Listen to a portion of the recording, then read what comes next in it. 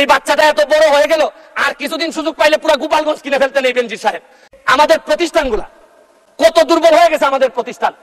আমি 247 ইনভোক করতেছি এখানে। 247 হচ্ছে কি আমার বিরুদ্ধে এখানে একজন মাননীয় সংসদ সদস্য আমার বিরুদ্ধে অভিযোগ দিয়েছেন। আমার আত্মপক্ষ সমর্থনের সুযোগ দেওয়ার জন্য, আমি সময় দেওয়ার জন্য আপনার কাছে দাবি জানাচ্ছি। মাননীয় স্পিকার, এখন আসেন আপনারা বেনজির কাণ্ড, মাননীয় সাবেক আইজিপি উনি এত বড় হয়ে গেলেন, মন্ত্রণালয় জানলো না, মাননীয় স্বাস্থ্যমন্ত্রী জানলেন না। এই বাচ্চাটা এত বড় হয়ে গেল, আর কিছুদিন সুযোগ পাইলে পুরো গোপালগঞ্জ কিনে ফেলতেন এই বেনজির সাহেব। তারপরে এইটার দায় এই মন্ত্রণালয় এড়াইতে পারে না মাননীয় স্পিকার।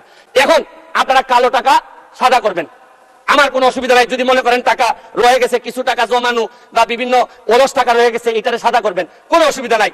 কিন্তু এই সাদা করার মধ্য দিয়া বেনজিরার মতিউরের টাকাও যদি সাদা হয়ে যায়, আর এদের ভবিষ্যৎ প্রজন্ম উত্তরাধিকার, আদর্শের উত্তরাধিকার যারা, তাদের টাকাও যদি সাদা হয়, তাহলে এই বড় একটা সমস্যা, টাকা পাচার ঠেকানো যাচ্ছে না।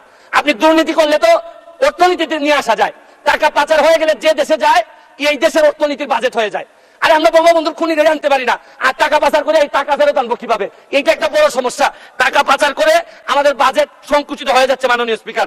মাননীয় স্পিকার, আরেকটা জিনিস, এই সরকারে রাসেল ভাইপার সাপ চলে আসছে মাননীয় স্পিকার।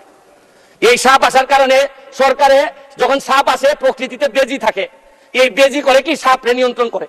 কিন্তু এই সরকারে দেখা যাচ্ছে বিভিন্ন জায়গায় রাসেল ভাইপার আছে, কিন্তু বেজি ওই পরিমাণ নাই যে এই সাপরে ধরবে মাননীয় স্পিকার। মাননীয় স্পিকার, একজন সংসদ সদস্য আমার ব্যাপারে অভিযোগ তুলছেন যে আমি যে বরাদ্দ পাই এইটা ফেসবুকে দিয়ে দিছি, 25 লক্ষ টাকার 25 কোটি টাকার কথা বলা হচ্ছে।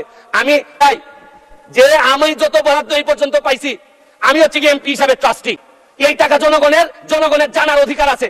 আমি ফেসবুকে দিয়েছি, হয়তো প্রকল্পের জায়গায় টাকা বলছি, কিন্তু টাকার মধ্যে কোনো ব্যবধান ছিল না, কারণ নতুন জেনারেশন আপনি যা বরাদ্দ পাবেন তা জানতে চায়। এবং আমি বিশ্বাস করি বঙ্গবন্ধুর আদর্শের সৈনিক হিসাবে আমি এই ট্রান্সপারেন্সি আমার মধ্যে এটা থাকতে হবে, এবং আমি এই কথা বলি আমি আমার এলাকার এমপি হয়েছি। মাননীয় স্পিকার, আমি মাননীয় প্রধানমন্ত্রীকে চিনি, আমার একটা বিশ্বাস সব দুর্যোগের মধ্যে উনি আমাদেরকে পার করাবেন। কারণ আমাদের মাননীয় প্রধানমন্ত্রী বঙ্গবন্ধু কন্যা, উনি এমন এক পাখি যিনি ডালের উপর বসেন ঠিকই, কিন্তু তার ভরসা ডালের উপর না, তার ভরসা পাখার উপর। কারণ বিশ্ব ব্যাংক ভাবছিল যে ডাল ভেঙে উনি পড়ে যাবেন, পদ্মা সেতু বানাইতে পারবেন না, কিন্তু ঠিকই ডাল ভাঙার কারণে পড়েন নাই, নিজের পাখা দিয়ে ঠিকই বিশ্ব ব্যাংক